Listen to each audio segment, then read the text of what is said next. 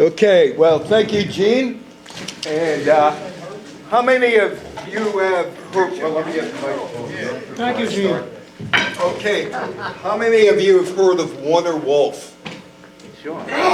Okay, before we get to the tape, it's Al Jolson. California, here I come. And you probably don't need to know the story, but there was a Jewish group about 17 years ago. We were down in Manhattan. It was me, Len Berman, Art Shamsky, and Warner Wolf, among others. And anyway, Kenny Albert. Anyway, Warner and I started talking about Al Jolson. And his father was one of the second Three Stooges after Moe, Larry, and Curly left Ted Healy. So we got to talking about how his father knew the Stooges and they knew Jolson. And I said, so what kind of guy was Jolson? He said, well, his father was my Moyle. I said, what? He says, his father was my Moyle. I said, wait, you were born in 1937. The old man had to be about 80 by that point. And he said, yeah. I said, did he have a steady hand or not? We only know if we ask his wife. But anyway, that is my touch of reality with, or not reality, but touch of my Warner Wolf and Al Jolson. Anyway, California, here we come, but not so fast. December 7th, there are a lot of war veterans here. Anybody from World War II still here? Yeah, okay. Well, December 7th, 1941 was the bombing of Pearl Harbor.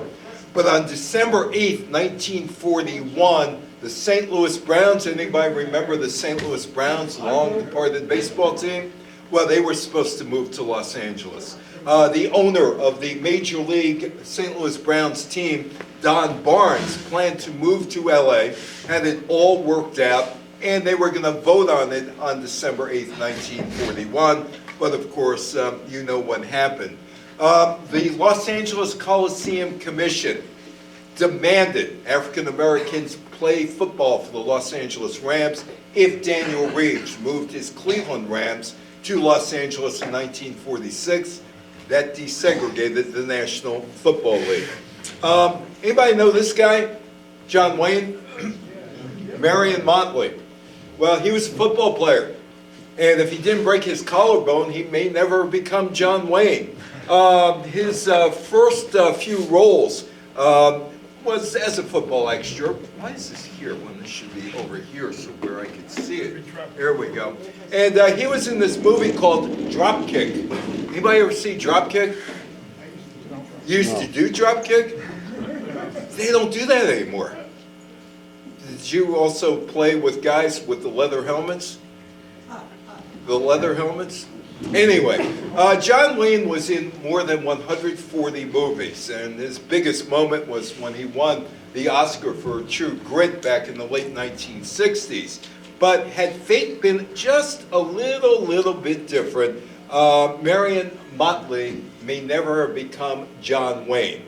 Morrison and a few other of his college football teammates at USC also hung around the Fox film lot, and they were extras in various movies. Now, he played on the freshman team at USC, and he was on the varsity team as a sophomore. Now, there is a legend that he broke his collarbone, and yes, he did break his collarbone while body surfing in Newport Beach, which, by the way, was the home of Humphrey Bogart. Before his junior year, his coach was really mad at him. He said, you broke your collarbone, I can't use you, I'm taking your football scholarship away. Well, he leaves USC, and you know the rest of the story. He becomes John Wayne. He might not have been John Wayne had he had a healthy collarbone. The Australian team at the 1932 Olympics. When the LA Coliseum opened in 1923, the LA Coliseum was dedicated to Los Angeles County World War I veterans. It was later rededicated to those who served in the Great War. They've hosted 2 Olympics, that building. The selection of the host city for the 1932 Summer Olympics was made at the 23rd International Olympic Committee session. The selection process consisted of one single bid. Los Angeles. No other bids for any other city, and Los Angeles was elected or selected as the 1932 Olympic host by default. They were also selected as the 1984 Summer Olympics host as default, and also the 2028 Olympics, which is coming up, also as default. Los Angeles may have saved the Olympics in 1984. 1977, it was Tehran and Los Angeles bidding for the games. Now, you think the International Olympic Committee was interested in Tehran? Probably not. I'll get more into that in a little bit. The Los Angeles Wildcats. Well, John Wayne could have played on that team. They began because of Red Grange. People know who Red Grange is here? The Galloping Ghost. What number did he wear? 77. And should the New York Giants have retired number 77 because of Red Grange? Yes, and I'll tell you why in a little bit. Tell you why, how Red Grange saved the New York Giants football franchise. Anyway, the LA Wildcats, they were in the 1920 or the 1926 American Football League, which was founded by C.C. Pyle and Red Grange. Now, Red Grange left college early. George Halas got him to leave college early. And Red Grange and the Chicago Bears went on a tour of American cities, including New York. How many New York Giants, well, I don't know if I should ask this or not this year. How many New York Giants fans are here? How many of you would rather not be New York Giants fans this year? Right here. Right here. You want a quarterback for them? You can't be any worse than Tommy DeVito. So, anyway, Red Grange is on this tour, and it's about an 8-city tour, and the New York Giants franchise is on the verge of folding. Tim Mara, who founded the team, spent $500 for the team. He was a bootlegger. He was also a bookie, and he kind of ran out of money. But the Chicago Bears come to town with Red Grange. 77,000 people show up at the Polo Grounds. All of a sudden, Tim Mara's swimming in money, and in 1926, the New York Giants would be able to return. Okay. All because Red Grange came to the Polo Grounds and he saved the New York Giants franchise. That's why his number 77 should be retired by the New York Giants, even though he never played with the Giants. He did play with the New York Yankees because he wanted a team in the NFL. And the NFL said, no, we're going to take care of Tim Mara. Thank you very much for showing up that day with 70,000 people there. But you can't have a team. So they formed the American Football League, and he's playing with the New York Yankees football team, and the Los Angeles Wildcats were part of where that team was part of the AFL. The Los Angeles Buccaneers was an NFL team, and John Wayne could have very well played for that one. It was only in 1926. Like the Los Angeles Wildcats of the American Football League, they never played a game in Los Angeles. Both teams were based out of Chicago. The Wildcats and the Buccaneers both folded. It's Playa del Rey, and that's where they played in football. One of the problems about Los Angeles in football in those days is that the Los Angeles Coliseum want nothing to do with the pro game. They wanted basically to stick with the college game. Playa del Rey. The Buccaneers did actually play 2 games in Los Angeles, both against Red Grange's team. There were exhibition games. The Buccaneers also played 2 games in San Francisco, and that was it. Both teams folded. Many of you remember the name Knute Rockne. Knute Rockne, okay. So Knute Rockne, of course, died in a plane crash. But Notre Dame used to play, and still does, play SC every year. They played their first game in 1926. USC and Notre Dame won 5 college football championships between 28 and 32. Now, there was talk about ending the series because they went by train, and it was a rugged 2,000-mile train trip. There was no Route 66 in those days. It was a tough 2,000 miles. And it took an enormous amount of time to travel by train. But Knute Rockne said, no, we're going to keep this series going. And the reason we're going to keep it going, because that new thing called the airplane is going to take us back and forth eventually. Rockne, of course, was killed in a plane crash. But he saw the day that college football would explode. And why would it explode? Because of planes. Planes being able to take teams from New York to Los Angeles or whatever else. Planes would change California sports. Rockne died in a plane crash in 1931. How many of you have heard this song, "You've got to be a football hero to get all the beautiful girls"? Yeah, remember that? It was written by a guy by the name of Al Sherman, not Alan Sherman of Hello Mother, Hello Father, Buddy Fields and Al Lewis, not Grandpa Munster. You got to be a football hero to get all the beautiful girls. And you got to be a football hero to win against Darwin. Huxley against Darwin, and then you have Zeppo and Groucho in the leather helmet, Harpo and Chico. They were football heroes, at least in horse feathers. And then touchdown, Mickey Mouse. How much of Hollywood contributed to the growth of football and of baseball, come to think of it, although baseball was there a lot. Now, somebody better explain this to me because I don't understand this. How does this guy and Popeye, why are they always fighting over olive oil? You ever think of it? Why would you fight? There are all kind of women around. There was a virgin olive oil. Excuse me? It was a virgin olive oil. There was a virgin olive oil. Yeah, that's true. What is virgin olive oil? Good one. Anyway, you got to be a football hero. Early Hollywood football films were all about college football. Horse Feathers and the Marx Brothers. When I do my politics and business sports to college students, I tell them, you got 66 minutes, this is a requirement. You have to watch Horse Feathers, which was written in 1932. And basically, it was about underhandedness of college football because Groucho, who's the president of Huxley University, is looking for the best football players he can get. And he's going to pay them.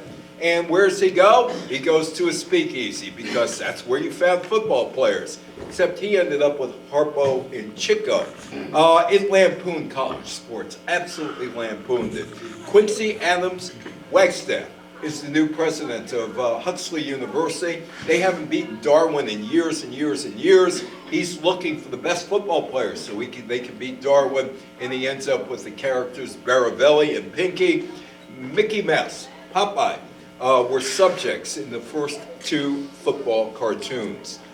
Now, this is Gilmore Stadium. Now, this isn't the type of crowd that I could ask. If there were more women in the crowd, I could ask this. Do you know what Gilmore Stadium became? This is where the AFL Los Angeles team, the second AFL, they played. Gilmore Stadium then. Gilmore Stadium until recently was Television City in Hollywood, where you could watch, or where you used to watch shows like The Price is Right, Let's Make a Deal, the late shows, all those other shows. They've moved out of there because the land was too valuable. The Los Angeles Bulldogs franchise operated as an independent and a member of several other leagues from about 1934 to 1948, and then it became a minor league team. Now, this is not the end of big-time football, pro football in Los Angeles. The Bulldogs franchise played at Gilmore Stadium, which is the site, or was the site, of CBS Television City. CBS has now moved their shows into a different studio. The NFL had admitted the Bulldogs into the league in 1937, but reneged on the agreement because of travel concerns. The NFL would have its first two All-Star games in Los Angeles after 1938 and 1939. That is Kenny Washington. Anybody know who Kenny Washington was? Was he the first black player?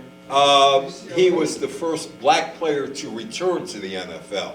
By the way, do you know who his running mate was in the backfield of the Pacific Coast Los Angeles Football League team? Rayford Johnson or Jackie Robinson? Jackie Robinson. Jackie Robinson. Jackie Robinson played pro football. Jackie Robinson played with the Bulldogs in 1941. Blacks could play in that league. They could not play in the National Football League, but they could play in this league.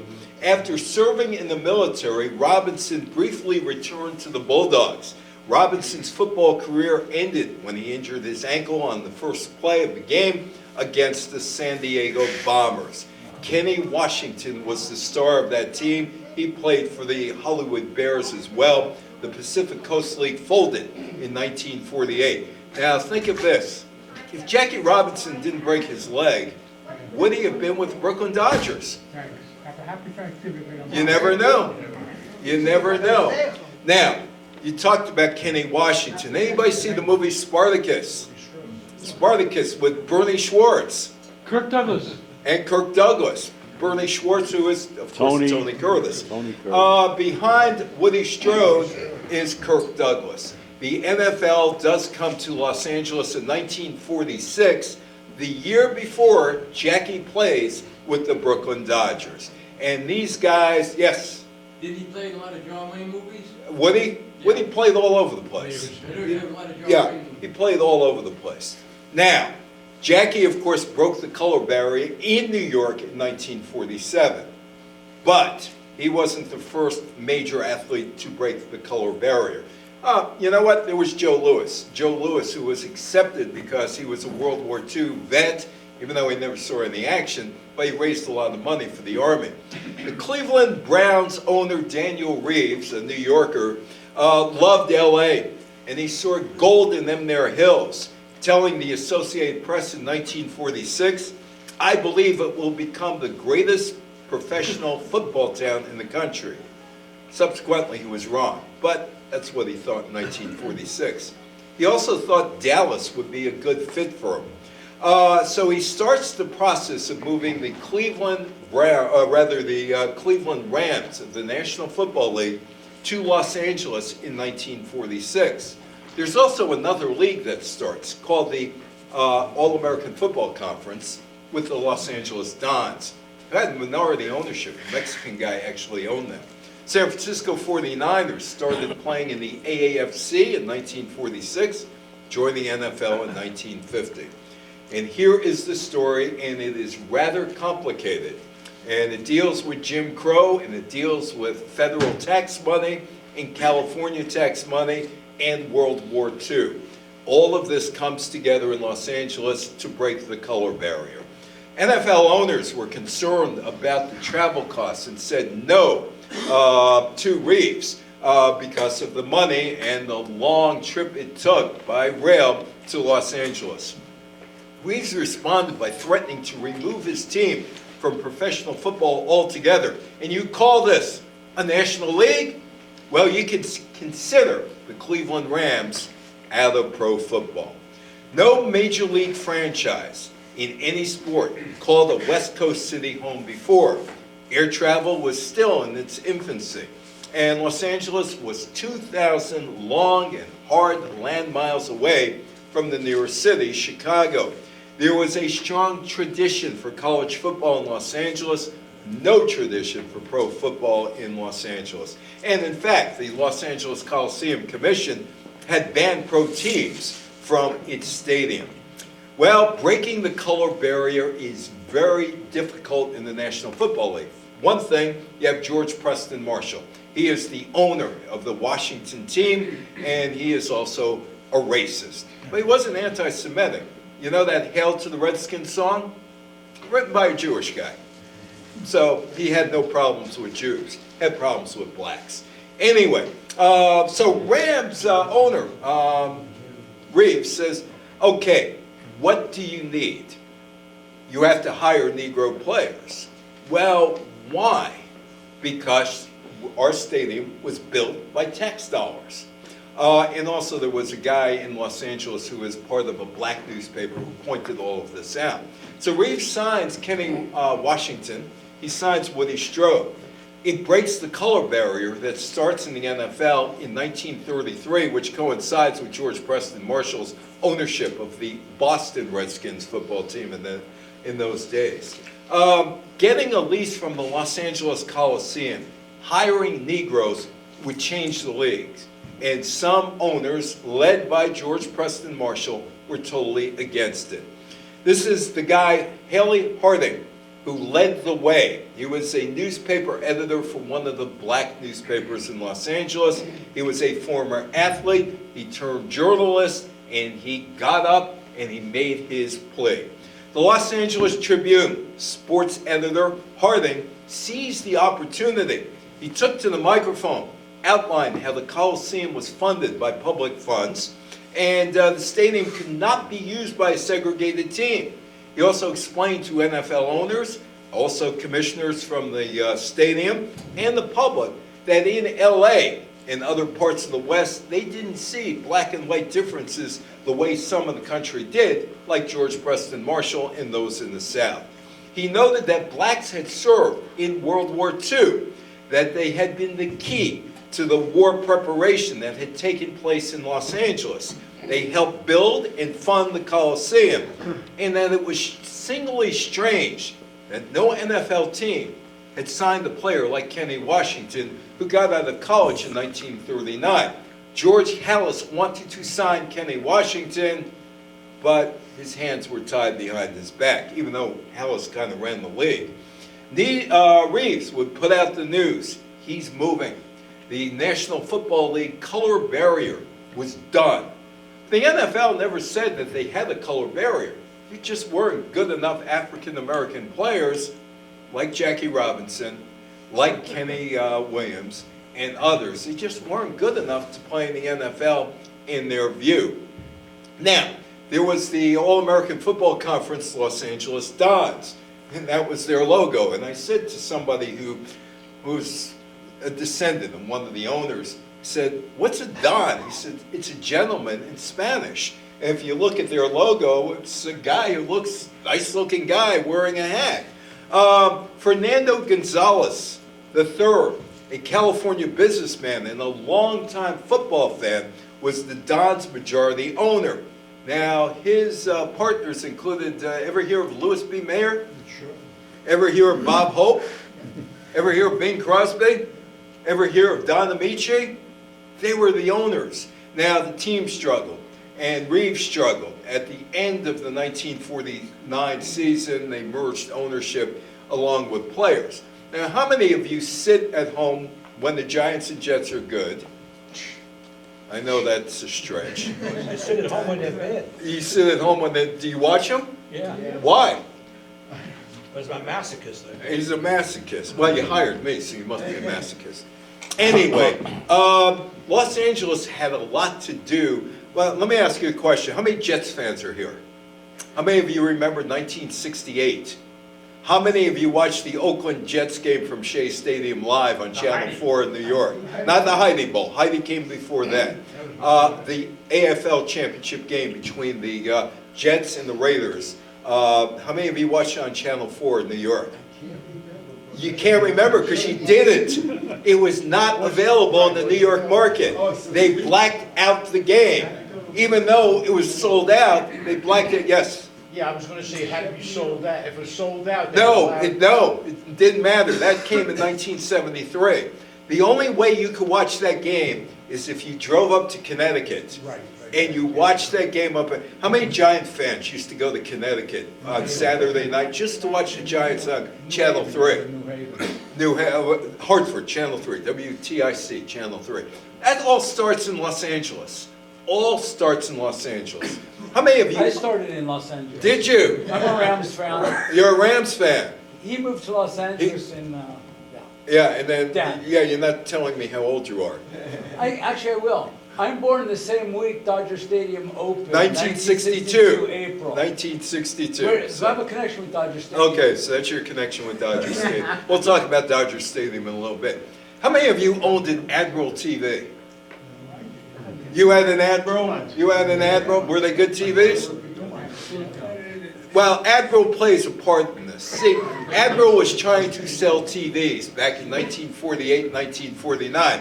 And they figured if we sponsored Los Angeles Rams football games, people would buy an Admiral TV. They might buy a Dumont or something else, but they'll probably buy an Admiral, particularly if we throw playing cards in there, football cards in there.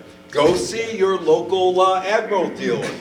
This one is from December 24th, and this one is from 1950, the Los Angeles Rams, Cleveland Browns. That is the football championship. In 1949, the Rams franchise drew more than 300,000 fans to games. And that would be an average of 50,000 a game back then, 6 games. In 1950, they drew half the amount of people. Why? The games were on TV. How many of you would rather watch a game on TV than go out to the Meadowlands? No doubt. Because you could see more on your TV than you can, and also, how much do you want to pay for tickets? Although you probably could get tickets for next to nothing right now.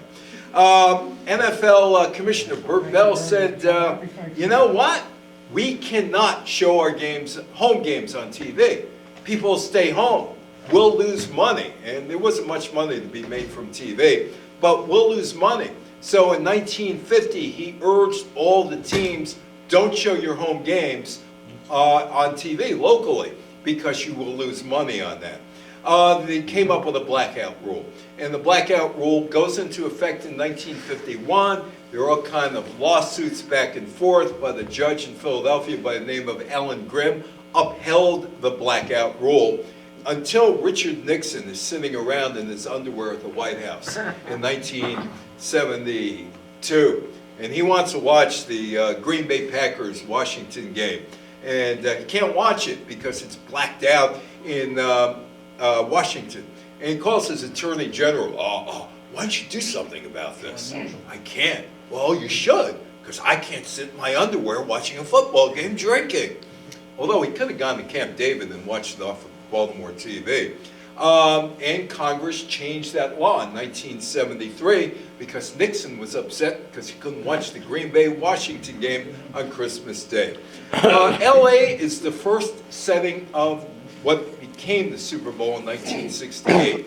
Lots of empty seats in the Los Angeles Coliseum.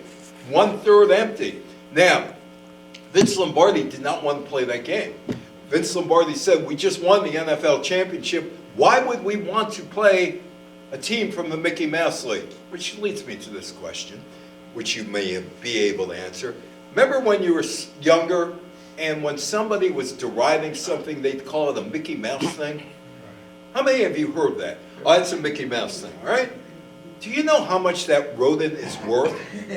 $66 billion when Comcast tried to take him over in 2001. That's 23 years ago. That rodent's got to be worth twice as much by now.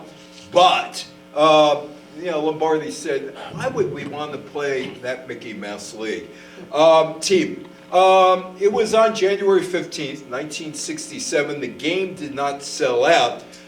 The Super Bowl parties. How many of you have gone to a Super Bowl party? How many of you have hosted a Super Bowl party? Let me ask you a question. Who cleaned up afterwards? You. Did you get any help? No. And you had how many people in your house? 10. 10. And they didn't lift a finger, did they? Did he lift a finger? So, okay. Super Bowl party. That starts on the Queen Mary in Long Beach. Dean Martin is there. A whole bunch of people are there. And the word gets out. There was a Super Bowl party. So a lot of people all of a sudden, it's on the Queen Mary. The Queen Mary's still there. All of a sudden, people said, hey, if there could be a big party, why don't we throw a big party? And the first Super Bowl party started after word got out the next year. Hey, they had this big party on the Queen Mary. And that would start around 1973. Joltin' Joe DiMaggio. Joe DiMaggio. Remember Les Brown and his Band of Renown and the song? Just for the record, I did not like Joe personally. I dealt with him, dealt with his brother Dominic. Dominic was a mensch. Joe wasn't. Joe wasn't at all. It was, couldn't Married believe it. Marilyn. Yeah, he married Marilyn, and she divorced him because of some sort of cruelty. She said mental cruelty, but anyway. Joltin' Joe. The Pacific Coast League. How many of you have ever heard of the Pacific Coast League? It was almost a major league. They had major league talent. It was successful, but San Francisco and Los Angeles, Major League Baseball, nope, we are not interested. We can't get there, even though the cities are growing.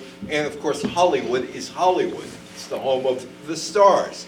Now, that's Vince, that's Joe, and that's Dominic. You go down the San Francisco Wharf, and you go toward Girardelli's, so you can steal the free candy there that they give out.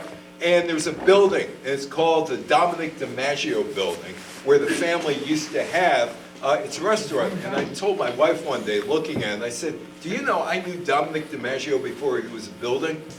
Anyway, Dominic was the little professor, and he was friends with Bobby Dorr and Ted Williams and Johnny Pesky, and they all kept in touch, whereas DiMaggio didn't keep in touch with any of his teammates. But Joe D did play for the San Francisco Seals between 1932 and 35. The Seals traded him to New York for 4 guys who you've never heard of. Now, how many Yankee fans are here? There was quite the Italian-San Francisco connection on that team. Frank Crissetti ended up there, as well as Tony Lazzari and Joe D. Lefty Gomez came from San Francisco, the team out there. Other people who ended up in the Baseball Hall of Fame from the San Francisco Seals included Earl Averill, Paul Wainer, Lefty O'Doul. All of them played in San Francisco. And they were a team for about 55 years. They were the predominant force of West Coast baseball during an era where there were just 16 teams, all tucked in on this side of the east side of the Mississippi River. The team won 14 Pacific Coast League championships, launched the careers of legendary players like DiMaggio. Seals start in 1903 when Henry Harris, he's the owner of the California San Francisco franchise, led a breakaway effort to form the Pacific Coast League. Harris's team was also known as the Wasps and the Stars. They became the Seals in 1907. The PCL had teams in Los Angeles, Oakland, Seattle, Sacramento, and Portland. Anybody know who this is? The Splendid Splinter? Teddy Ballgame? Ted Williams, you know where he got his start? San Diego Padres, the hometown Padres, in 1936. Now, St. Louis Browns, horrible baseball team for the most part. Horrible baseball team. Losers, losers, and losers. And this should have been the last team picture of the St. Louis Browns, 1941, because they were headed to Los Angeles until this happened on December 7th, 1941. Now, I was doing a podcast the other day, living in a world of alternate reality. Some Yankee fans probably won't appreciate this, but I said, imagine if it was the Los Angeles Browns, not the Dodgers, that won the 2024 World Series. They would not have beaten the Yankees in the World Series because they were in the American League. So it would have been the Yankees and the Browns, and they would have played some National League team in the World Series in an alternate universe. But Pearl Harbor does occur. Los Angeles and Hollywood were part of the Pacific Coast League, which probably could have claimed Major League status in 1941.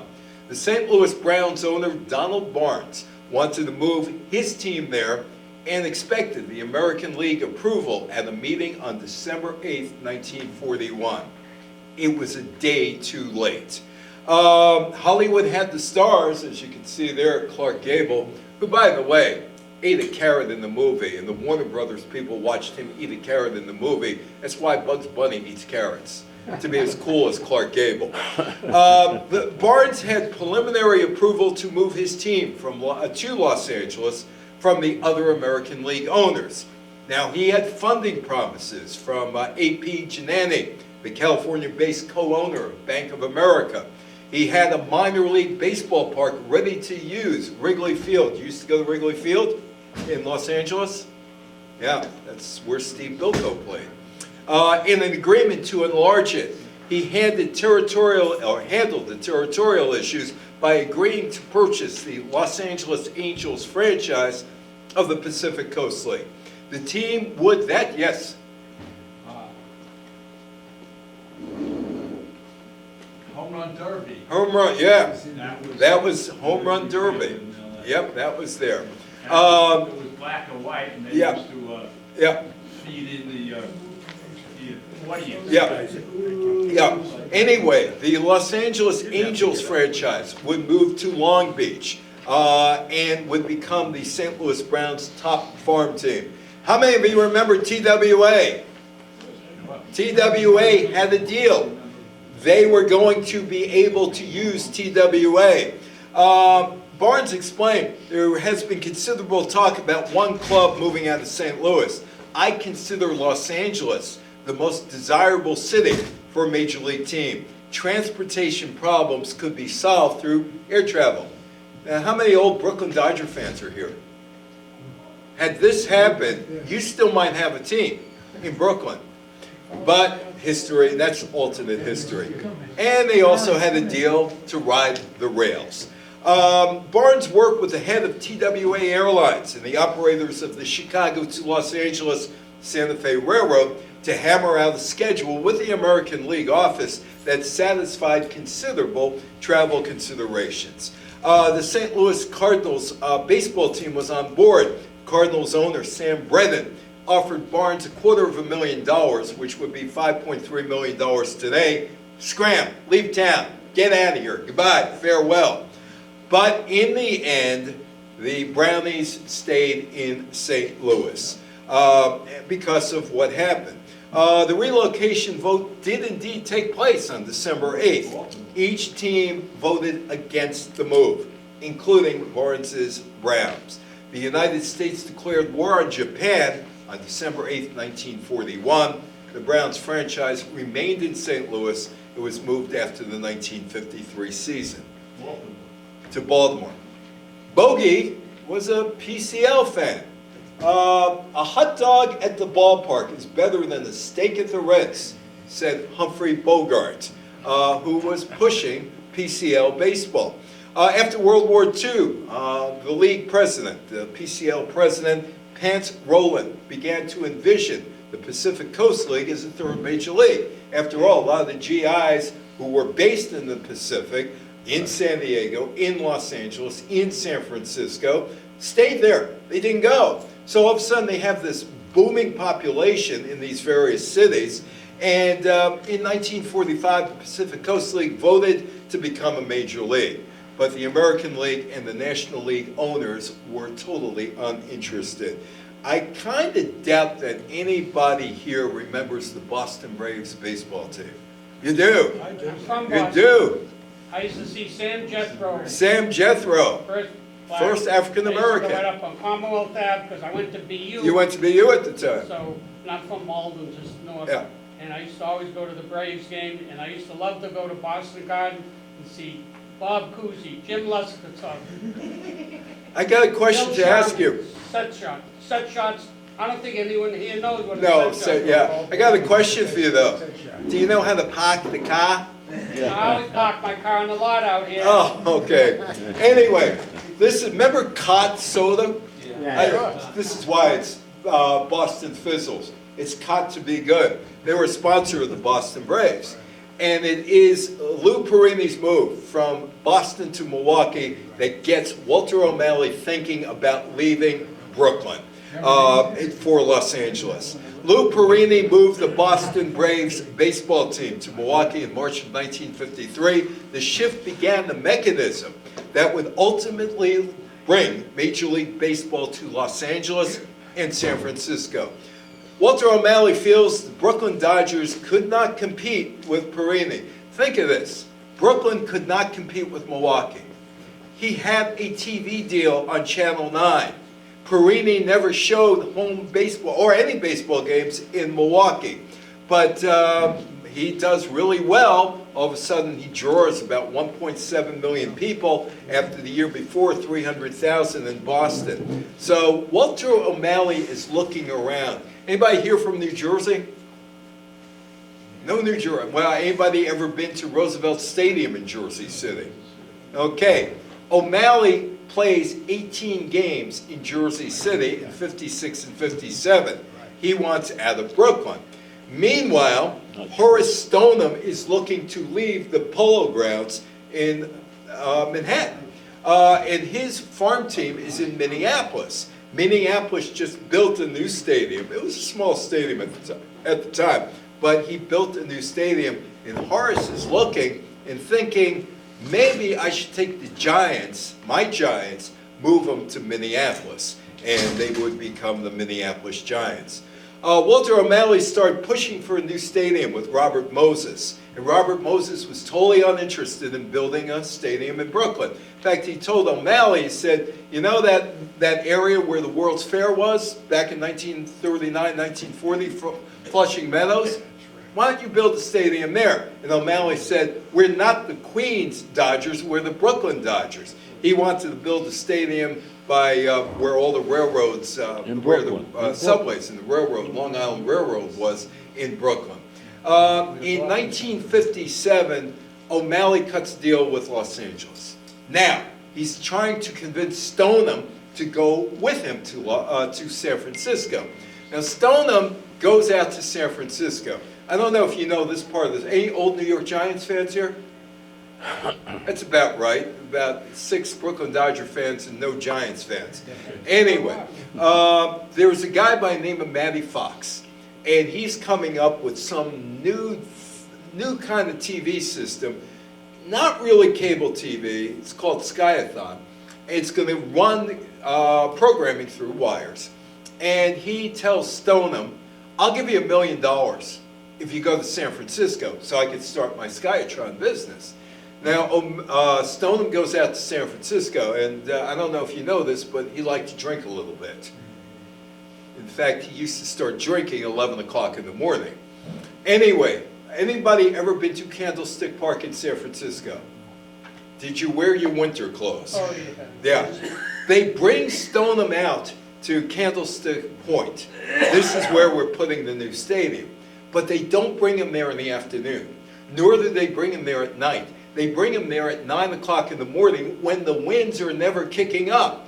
Oh, it's great, because they knew if he was there in the afternoon, there's no way, absolutely no way, he's going to say yes to the stadium. So they brought him there at 9 o'clock in the morning. And he says yes, he's got the $1 million in his pocket from Matty Fox.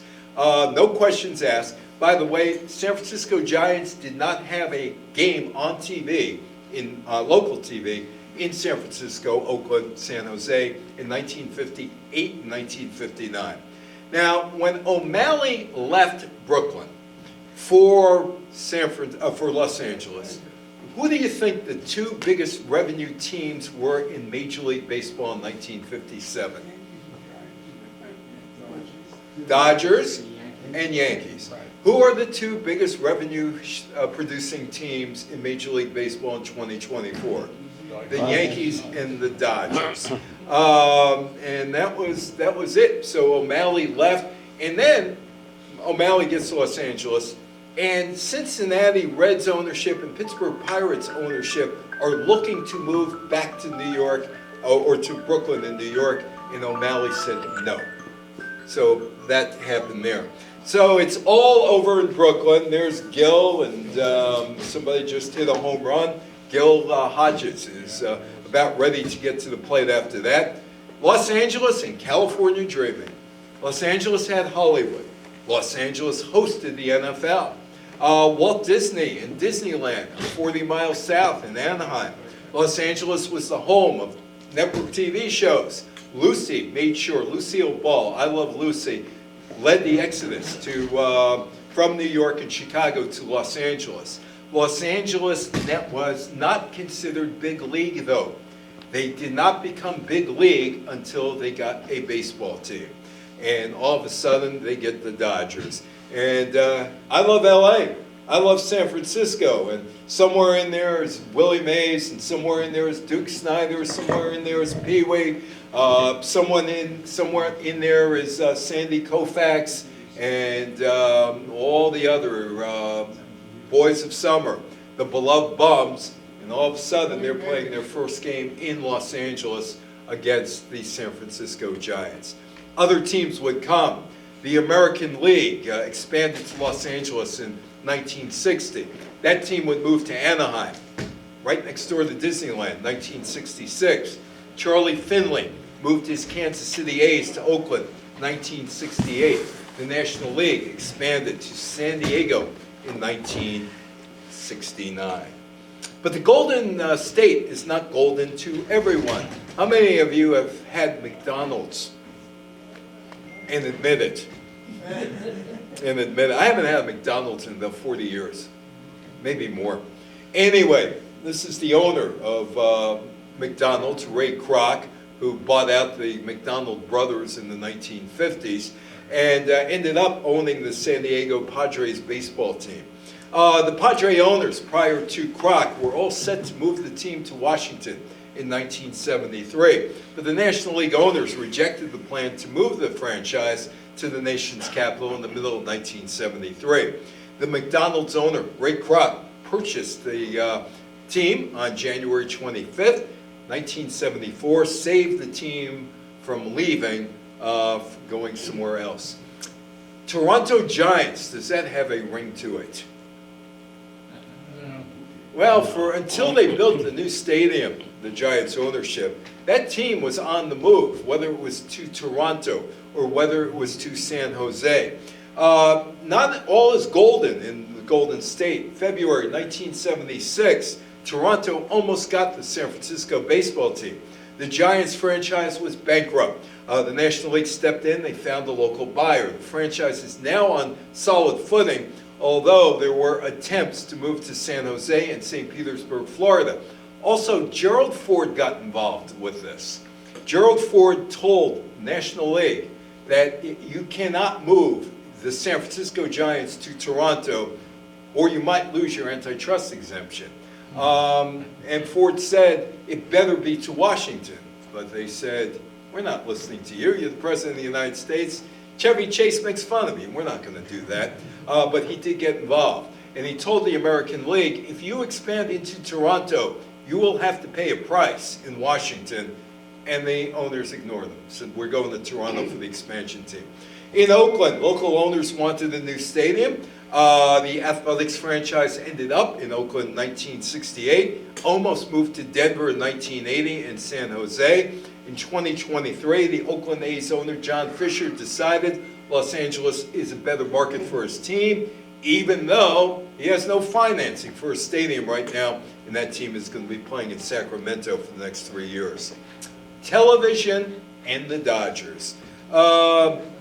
Here's Sandy, Wilbur, Mr. Ed, and Ellen Young. It looks as though that Sandy is signing the autograph for Mr. Ed, doesn't it? He is. Yeah, he probably is. Anyway, television loved the Dodgers in the 1960s. And how many of you are children of the 50s and 60s who used to watch Mr. Ed, the Munsters, Donna Reed, the Brady Bunch?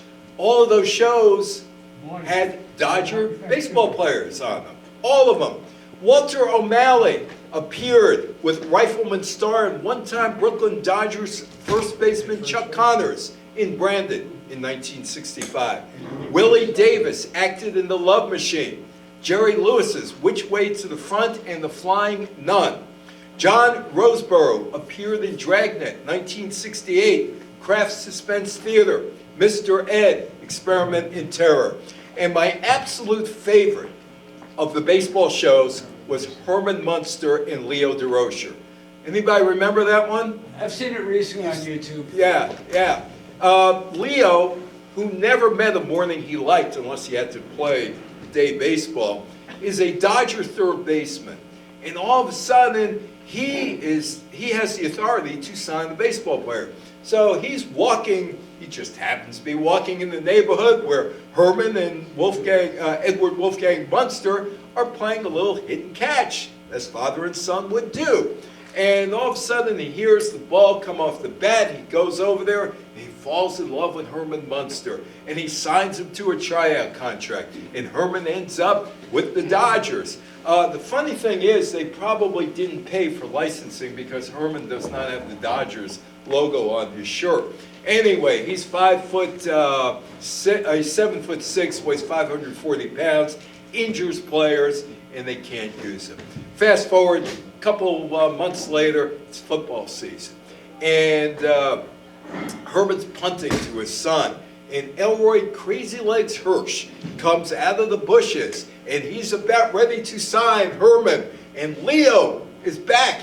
Leo comes out of the bushes and say, Elroy, no, no, no, don't do it, don't do it, don't do it. This whole show is wrapped around Leo DeRocher, who, by the way, was an NBC executive after he was fired by the Giants. Jim Lefevre and Al Ferrara. Al just passed away a couple days ago. They were on Gilligan's Island, and I knew Frenchie, Jim Lefevre. He was the manager of Seattle when I knew him. And I said, Gilligan's Island? He said, yeah, Gil, yeah, big smile on his face. I said, so what were you doing? He said, well, we were headhunters, and we want to shrink Gilligan's head. And I said, one thing about Gilligan's Island. I said, you know, so many of you visited Gilligan's Island. Why didn't you tell anyone? And he said, and ruin the show? Does this look like Dragnet, or does this look like Dragnet? John Roseborough, just the facts, ma'am, just the facts.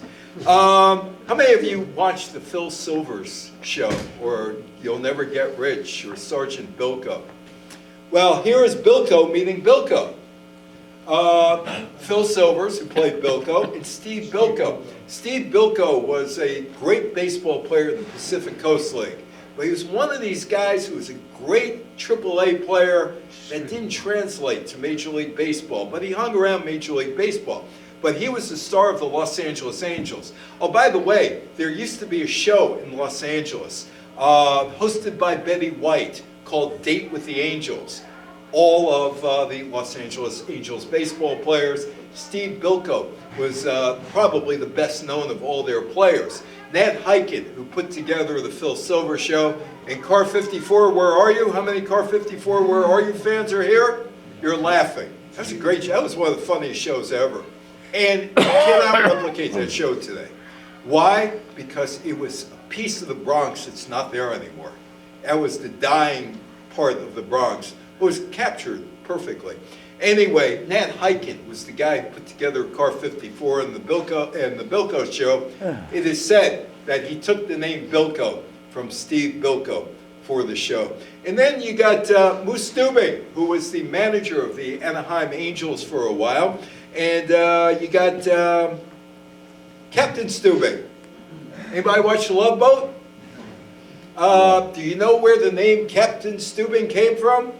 Well, the king of schlock, Aaron Spelling, who put together that, and Charlie's Angels, and Dynasty, and all those other schlock shows, he called himself the king of schlock, went through the baseball encyclopedia, and he stumbled on Moose Stubing's name. And he said, that's my captain, Stubing.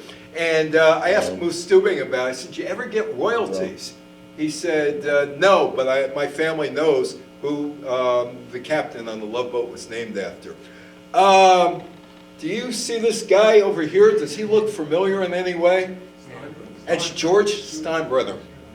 And that's a 30-year-old George Steinbrenner, who is the owner of the Cleveland Pipers. Bill Sharman, you recognize Bill Sharman? And John McClendon. Now, John McClendon was the coach of the Cleveland Pipers. And I was interviewing him one day about 30 years ago. And I said, I noticed on your resume that you coached for George. He said, I got paid by George. George was the coach. He told me what to do, and then he found Bill Sharman. I said, I noticed on your resume that your next job was teaching basketball in Malaysia. Why'd you go to Malaysia? To get as far away from George Steinbrenner as I could. Anyway, the NBA promised Abe Saperstein a franchise in Los Angeles. Now, Abe Saperstein was the guy who owned the Harlem Globetrotters. How many of those Globetrotters Celtics doubleheaders did you see? You saw them? Tons of them. Tons of them. Because the Globetrotters were the ones that people came to see, not the Celtics. Anyway, so the NBA, the owners, who were grateful to Saperstein because he brought the Globies in, said, you know what? we're going to give you the Los Angeles franchise eventually. But Bob Short, who owned the Minneapolis Lakers, decided to take his team to LA in 1960. Now, Saperstein he was the founder of the Harlem Globetrotters, along with Eddie Gottlieb. In fact, Saperstein never was in Harlem. He was a guy from Chicago. The only reason he decided to choose the name Harlem was basically because he heard of Harlem. He heard of the Cotton Club and other things. So he puts together this league. It lasts a year and a half. But the only thing that people should remember about this league, even though Dick Barnett, remember Dick Barnett? Dick Barnett played in that league. They had a few players. Larry Siegfried played in that league as well. Saperstein, one of his owners, was George Steinbrenner. George Steinbrenner comes into sports because of Abe Saperstein. San Francisco ended up with an NBA team in 1962 when the Philadelphia Warriors owner, Eddie Gottlieb, sold the business to Franklin Muley. Now, as far as the Globetrotters went, he had a deal with Gottlieb, and any player that Gottlieb cut ended up with a team called the Washington Generals. Right. Red Clots. They were all friends. So that's, see, I told you this, all kind of stupid stuff would come out of this. The team played mostly in San Francisco, but also used any arena that had a gym in the Bay Area. The ABA failed in Long Beach. San Diego lost 2 NBA franchises and 1 American Basketball Association team. The ABA failed in LA and in Oakland. San Francisco regained its nomadic franchise in 2016. The team was called the Golden State Warriors because the owner, Franklin Muley, decided he was going to split games between the Bay Area and San Diego in 1971. That didn't work out. The team was based in Oakland. From 2019, when the business moved, or from 1971 to 2019 when the business moved across the Bay.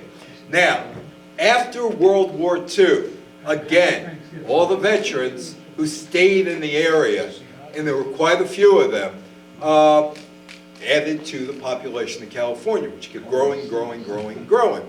So there were people in Los Angeles and there were people in San Francisco who said to the National Hockey League, we want a team. But they were denied. In the any Islanders, Rangers, Devils fans here? Okay. Well, it's because of this rival league that you have the Islanders here, but I'll talk about that in a second. The Los Angeles and San Francisco investors couldn't get into the league. There was a league out there called the Western Hockey League, and they would eventually declare their intentions to become a major league in the mid-1960s. And the National Hockey League, led by Bill Jennings of the New York Rangers, decided we can't allow this to happen. And Jennings came up with a plan. We're going to expand as much as we can because we need a TV contract. And Jennings was the one in his apartment that came up with the 6-team expansion in 2 of the cities, Los Angeles and Oakland. Bill Torrey, any Islanders fans here? What? Bill Torrey? Bill Torrey started out in Oakland with the Oakland Seals and ended up with the Islanders after that. The WHL was thinking of claiming Major League status. Jennings swooped in, took the LA and San Francisco markets, and all of a sudden the WHL was dead because they lost the 2 big markets. The American Basketball Association was founded by Dennis Murphy in Southern California. That gave you the New York Nets, who played here for a while, and then New Jersey, and then the Brooklyn Nets. The World Hockey Association started in Southern California by Gary Davidson in 1972, and they were about to put a team in the Nassau Coliseum. However, the Nets owner, Roy Bowe, who didn't really ever have any money, the NHL approached him, and they said, can you do us a solid favor? What's that? Can you buy an expansion team for Long Island to keep the WHA out of Long Island? Which he did. And the story goes, Roy Bowe is running out of money by 1976, and he's hemorrhaging money, both with the Islanders and the Nets. And Julius Erving wants a new contract, and he can't afford to pay Julius Erving a new contract because all the money he gave to get into the NBA after he does them a favor by taking the Long Island team. They say, okay, you got to pay $2.8 million. Not only do you have to pay $2.8 million, you got to give the Garden $5 million. How am I supposed to pay Dr. J? That's your problem. He sold Dr. J to Philadelphia for $3 million. And I was talking to Bill Torrey one day. He said he almost brought down the Islanders. And Pickard came in and saved the Islanders franchise. And Chuck Dolan gave them a big TV contract. And they were able to win the 4 straight Stanley Cups. But their origins come with the World Hockey Association in Southern California. In the WHA, San Francisco was supposed to have a team, never did. They moved to Quebec City. The LA Sharks franchise failed. The World Football League, anybody ever see a New York Stars game back in 1974 at rat-infested, cockroach-filled Downing Stadium? Anyway, they also started in Southern California in 1974. The team had a team in Anaheim. The league folded by 1975. The United States Football League had teams in Los Angeles. They overpaid for Steve Young, $40 million. You got $1 million a year over 40 years to pay off that contract in Oakland. The original XFL had teams in Los Angeles and San Francisco in its only year of existence in 2001. So the teams come and go, including the White Skates. Bill Torrey was not with Oakland when they had the White Skates. I was talking about it. I said, White Skates? He said, yeah, it would look great on TV. The White Skates against the white ice. The guys looked like they had no legs. Anyway, a list of teams have failed and came back. The Golden Seals, the California Golden Seals in Oakland. Team moved to Cleveland. They came back as a combined team in Minnesota, or the teams would combine in Minnesota, and then split when they went to San Jose. The LA Rams moved to Anaheim, then to St. Louis, back to LA, and now in Englewood. The Los Angeles Chargers moved to San Diego, played in Carson, the soccer stadium, now play in Englewood. The Oakland Raiders started out life in Minneapolis, but ended up in the Bay Area. The team moved to Oakland, then LA, and back to Oakland, and then Las Vegas. 2023, Major League Baseball gave the Oakland A's owner, John Fisher, the green light to move to Las Vegas. He is going to play in San Diego. So you have the failures in San Diego. One team goes to Houston, one in LA. United States Football League, failures, LA, Oakland. The World Football League, a failure in Anaheim. The LA Dons in the AAFC, but the AFC created San Francisco. How many of you plan to watch the 2028 Los Angeles Olympics? Okay. Did Los Angeles save the modern Olympics? The answer to that is yes. The Olympic movement was on the ropes. 1972, the Munich Massacre. 1976, the Montreal Debt. LA and Tehran were the only bidders for the 1984 Olympics. Peter Ueberroth and the LAOC sold many sponsorships, excuse me, and had an army of volunteers. Army of volunteers, which cut the cost. Excuse me. Let me tell you about 1977. I have a friend in Seattle. His name is Rennie Henry. And Rennie was part of the original group to bring the LA Olympics to, or the Olympics to LA in 1984. 1977, they go to the White House, and they're going to meet with Jimmy Carter to get his approval to go after the 1984 Olympics. Well, Rennie brings with him a guy by the name of Jim Argue. He is the lawyer. His last name is Argue. R-A-R-G-U-E, Argue, Jim Argue. Now they're sitting out in a space off the Oval Office, and they're waiting for Carter, waiting. Jimmy never showed up. He's too busy. So Peter Ueberroth decides, you know what, screw it. We're going to do this. Ueberroth had an American Express card for $100. He opens up the business of the LAOC on the credit card with $100 and says, we're going to bid for the Olympics. Now, they were going to be a shoo-in because they couldn't find anybody else. Couldn't find anyone else. But Ueberroth changed the Olympics totally. it became a corporate event. He and Harry Usher and Harvey Schiller and my friend Shelley Saltman and Rich Levin, all these guys I knew who were part of that. I'll give you an example of what Uberoth did. Kodak was the official sponsor of the Olympics forever. The Kodak moment, right? Kodak moment. And he tells the International Olympic Committee, he said, "You're only getting $1 million. I could get a lot more money for it." And they said, "No, we like our relationship with Kodak. So I'm going to get more money." And he goes to Japan and he gets Fuji Films and they give him $5 million. And all of a sudden, the Olympics sees money. All of a sudden, money, money, money. Volunteers, we got volunteers, we don't have to pay anybody. And that's how the Olympics changed in Los Angeles. The Americans boycotted the 1980 Soviet Union Olympics. Soviet Union and the Warsaw Bloc countries boycotted the 1984 games.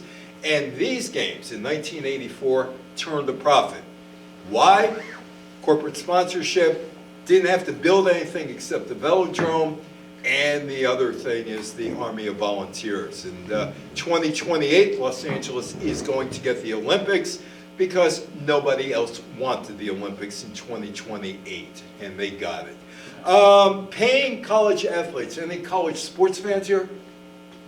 Do you think college athletes should be paid? Yes. Yes, but California was where it starts. The original intent in California was beginning in 2023, college students, the student athletes, would be able to sell their images for marketing purposes, make money off their faces. That's what they wanted to do. In July 2021, the NCAA reluctantly agreed college athletes should make money off of their faces. So what is California today? Well, there are 4 Major League Baseball teams. 4 Major League Baseball teams, San Diego, the Dodgers, the Angels, and the Giants, and the Athletics temporarily in Sacramento. They have 3 NFL teams, the 2 in LA and San Francisco. They have 4 NBA teams, the 2 teams in LA, along with Sacramento and San Francisco. They have 2 NBA teams, 3 NHL teams, 4 Major League Soccer teams, and major college sports all over the place. So what's the rest of the story as we end it here? Well, the St. Louis Browns ended up in Baltimore in 1954. Any Orioles fans here? You will notice, if you ever look at the Orioles record book, that there is no reference to any team prior to the 1954 season. They bought the team and they left the St. Louis Browns as orphans. The St. Louis Cardinals have a statue to George Sisler, who is the greatest hitter in St. Louis Browns history. There is no real, other than the Baseball Hall of Fame, St. Louis Browns, forgotten franchise because Baltimore just assumed a new franchise. George Steinbrenner became the New York Yankees owner. Is that a good or a bad thing? Ask George Costanza. Do you know, wait a second, before I get you, do you know that my cousin played Frank Costanza, Jerry Stiller? Oh. It's my cousin. Yeah. There was a guy who lived here in Roslyn who financed the purchase from CBS that time. Oh, by Steinbrenner? From Steinbrenner. Yeah. He told me a story that Steinbrenner never dimed. Yeah, he put in $250,000. He said he came up with 165 grand. Yeah. And this guy worked for the Teamsters Yeah. Union. The Teamsters Union lent them all the money. Yeah, you know, he wasn't supposed to buy the team. Fairleigh Dickinson was supposed to buy the team and he was going to move them to New Jersey. And at the last second, George got the investors, got it up to $10 million or whatever it was, because he didn't have the money. And the rest is history. The Pacific Coast Football League, the Western Hockey League, the American Basketball Association, World Hockey Association, United States Football League, all folded. The Los Angeles Coliseum is the home of USC football, the same football team that John Wayne should have been on, broke his collarbone, and he became John Wayne. Any questions, any comments? It's your turn. Go ahead.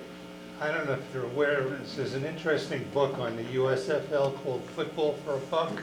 Yeah. And you know who the major representative that got the settlement for $1 was our new president. Well, I was there at the court case. It's a lot He more got treble complicated than damage, that. right? What? They got $3.84, but it's a little more complicated than that. It was the Harvey Meyerson, who was the lawyer, who was in shock that he won the case, but didn't realize that they gave him $1. And the judge, Peter Leisure, said to, see, I was outside when this was happening, waiting for Roselle to come down, so I got the story from a few people. Harvey screwed up. He didn't ask the jury why they only gave him $1. And the gavel came down, and that was the end of that. So it was Harvey ended up in jail. He was one of the attorneys who ended up in jail. He and Dan Cooper It was just worked another together. thing that he destroyed. I put 70% of the blame on him. The other 30% were on the other owners who were stupid. If you want to talk about jail, the government was after Steinbrenner Oh, yeah, for a long time. yeah, The guy who did the financing yeah. for the last 43 years has been in witness protection program. Great. Seriously. Yeah. And because of that whole deal. Well, They because never of brought suit against Steinbrenner. He told me Yeah. they were really trying to hang him. campaign financing. Yeah. Yeah. You were first, and you, yeah. Yes, you know the name of the football that they use in The Duke from Wellington Mara, Yeah, right, you know the story? the Duke of Wellington. Well, Tim Yeah, Mara was Tim. Wellington's father. Yeah. And he named him Wellington Yeah, after the Duke. Wellington. And then they named the ball after Duke him. comes in. Yeah, they named the ball. Since all these sports are big money makers and the business investment, do you feel possibly the next franchise winner could be Nashville, Tennessee? Because that city is growing. I went to school there, and I see it's a big basketball. Well, their problem in Nashville is where they're gonna get the money in terms of stadium. They That's with put, everybody. yeah, they put more than $1 billion in the football stadium. They put more money into the arena. Tennessee's put money into Memphis and to Nashville. It's, okay, it's great, you might be able to do it, but owners don't pay for stadiums. Possibly Yeah. be the next city for a sports team. Baseball. Yeah, but which city? Which, who knows, because every city has a problem with financing a stadium. Las Vegas. Las Vegas, well, that thing is yeah. You brought out very insignificant factors about Ebbets Field and the Dodgers and the Polo Grounds for the Giants. What about soccer? Anything doing with soccer? There, yeah, I said that they have a whole bunch of teams there in California. So, but culturally, it didn't make any difference. They just, the Major League Soccer became Major League Soccer. What I'm trying to do here is the culture of this. The John Waynes, the movies, the cartoons, the songs, TV, and all that. All the culture that added to it. Is that it? Yeah.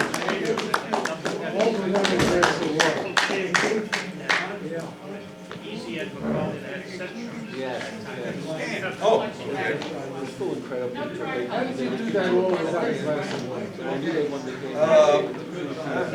so work out every day? Wait, excuse me one second. I work out every day. And